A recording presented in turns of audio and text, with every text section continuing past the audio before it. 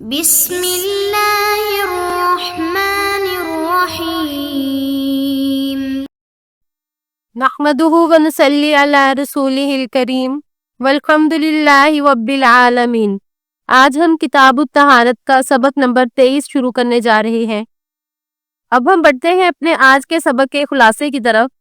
آج کے سبق میں ہم پڑھیں گے کہ گدھے کے جوٹے کا کیا حکم ہے اور حائضہ عورت کے جوٹے کا کیا حکم ہے۔ مرد اور عورت کیا اکٹھے وضو کر سکتے ہیں، اس کے بارے میں بھی آج کے سبق میں جانیں گے۔ اب ہم بڑھتے ہیں آج کے سبق کے باب کی طرف۔ باب سوری الحمار یعنی گدھے کے جوٹے کا حکم۔ وبہ قال اخبرنا محمد بن عبد اللہ بن یزید قال حدثنا سفیان عن ایوب عن محمد عن انس قال اتانا منادی رسول اللہ صلی اللہ علیہ وسلم فقال ان اللہ ورسولہ ینہاکم عن لحوم الحمر فانہا رجس۔ حضرت انس بن مالک رضی اللہ عنہ سے روایت ہے کہ ہمارے پاس الرسول اللہ صلی اللہ علیہ وسلم کا منادی آیا، بس اس نے کہا کہ تحقیق اللہ اور اس کا رسول تمہیں گھریلو گدھوں کے گوشت کھانے سے روکتے ہیں کیونکہ یہ پلید ہے۔ سب سے پہلے ہم حدیث مبارک کے راویوں کے بارے میں جانیں گے۔ اس حدیث کے پہلے راوی محمد بن عبداللہ، دوسرے سفیان اور تیسرے ایوب اور چوتھے راوی محمد اور پانچویں حضرت انس رضی اللہ عنہ ہے۔ اس حدیث مبارک کے پانچوں راویوں کا تذکرہ پہلے ہو چکا۔ اب ہم بڑھتے ہیں اس حدیث کے متن کی طرف۔ امام نسائی رحمہ اللہ نے شاید انہا رجسن کے الفاظ سے گدھے کے جوٹے کے ناپاک ہونے پر استدلال کیا ہے۔ گدھے کے جوٹے کا کیا حکم ہے، اس کے بارے میں علماء کا اختلاف ہے۔ ایک قول کے مطابق یہ پاک ہے، جبکہ دوسرے علماء کے نزدیک یہ مکروہ اور بعض نے فرمایا کہ یہ ناپاک ہے اور اس سے وضو کرنا جائز نہیں۔ امام مالک اور امام شافعی کا مذہب یہ ہے کہ گدھے کا جوٹا پاک ہے، اور جو علماء اس کے پاک ہونے کے قائل ہیں ان کا کہنا ہے کہ آپ الاسلام اور صحابہ کرام نے اکثر گدھے کو بطور سواری استعمال کیا۔ ظاہر ہے اس کا لعاب اور اس کا پسینہ وغیرہ کپڑوں کو تو لگتا ہوگا، اور آپ نے کبھی بھی گدھے کے لعاب سے پرہیز کرنے کا حکم نہیں دیا۔ اور امام نووی رحمہ اللہ نے جانوروں کو 4 اقسام پر تقسیم کیا۔ امام ابو حنیفہ رحمہ اللہ کے نزدیک گدھے کے جوٹے پانی سے وضو کرنا جائز نہیں ہے۔ اب ہم بڑھتے ہیں اگلے باب کی طرف۔ باب سوری الحائض یعنی حائضہ عورت کے جوٹے کا حکم۔ وبہ قال اخبرنا عمرو بن علی قال حدثنا عبد الرحمن عن سفیان عن المقدام بن شریح عن ابیہ عن عائشہ رضی اللہ عنہا قالت كنت اتعرق العرق فيزع رسول الله صلى الله عليه وسلم فاه حيث وضعت وانا حائض وكنت اشرب من الاناء فيزع فاه حيث وضعت وانا حائض۔ حضرت عائشہ رضی اللہ عنہا سے روایت ہے کہ میں ہڈی سے گوشت نوچتی تو رسول اللہ صلی اللہ علیہ وسلم اپنا منہ مبارک اس جگہ رکھتے جہاں میں نے رکھا تھا، حالانکہ میں حائضہ ہوتی تھی، اور میں کسی برتن سے پانی پیتی تو رسول اللہ صلی اللہ علیہ وسلم اپنا منہ مبارک وہاں رکھتے جہاں میں نے رکھا تھا، حالانکہ میں حائضہ ہوتی تھی۔ اس حدیث مبارک کے 6 راوی ہیں: عمر بن علی، عبد الرحمن بن مہدی، سفیان ثوری، مقدام بن شریح اور ان کے والد شریح بن ہانی اور حضرت عائشہ رضی اللہ عنہا۔ ان تمام کا تذکرہ ہم پہلے کر چکے ہیں۔ حیض اور جنابت کی حالت میں ظاہری پلیدی نہیں ہوتی، لہٰذا حائضہ اور جنبی کا جوٹا پاک ہے۔ اس حدیث مبارک سے نبی اکرم صلی اللہ علیہ وسلم کے حسن معاشرت کی مثال ملتی ہے کہ آپ علیہ السلام میں کمال درجے کا حسن معاشرت تھا، اور یہ کہ آدمی اپنی بیوی سے جماع کے علاوہ ایسا معاملہ کر سکتا ہے جس سے دونوں کو سرور حاصل ہو۔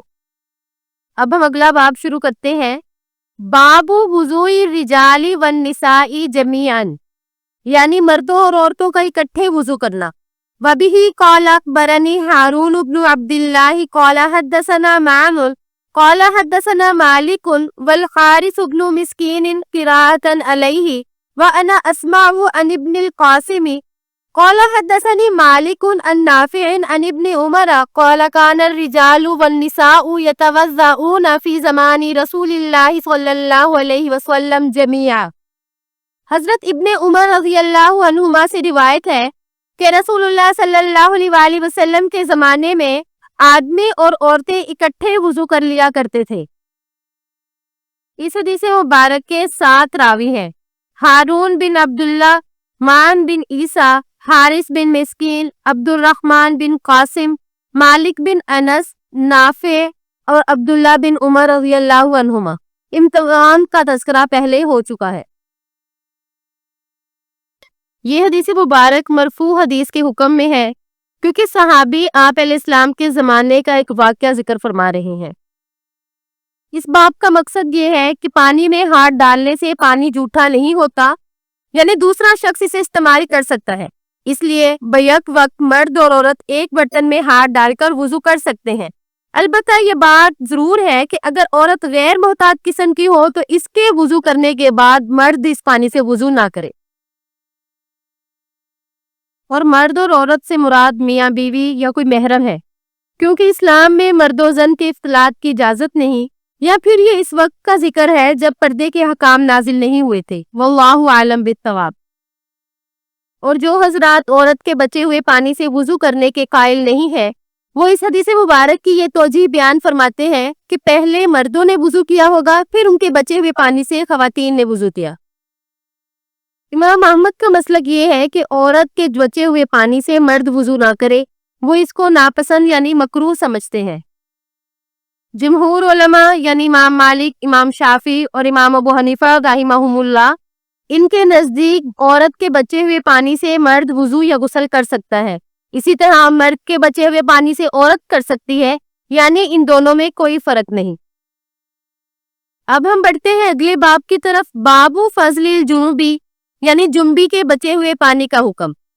وبه قال اخبرنا قتيبة بن سعيد قال حدثنا الليث عن ابن شهاب عن عروة عن عائشة انها اخبرته انها كانت تغتسل مع رسول الله صلى الله عليه وسلم في الاناء الواحد۔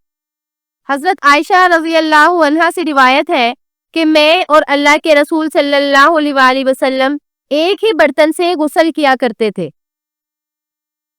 اس حدیث میں 5 راوی ہیں اور ان تمام کا ذکر پہلے ہو چکا، یعنی قتیبہ بن سعید کا تذکرہ حدیث نمبر 1 کے تحت، لیث بن سعد کا تذکرہ حدیث نمبر 35 کے تحت، محمد بن مسلم کا تذکرہ حدیث نمبر 1 کے تحت، عروہ بن زبیر کا تذکرہ حدیث نمبر 44 کے تحت، اور حضرت عائشہ رضی اللہ عنہا کا تذکرہ حدیث نمبر 5 کے تحت گزر چکا۔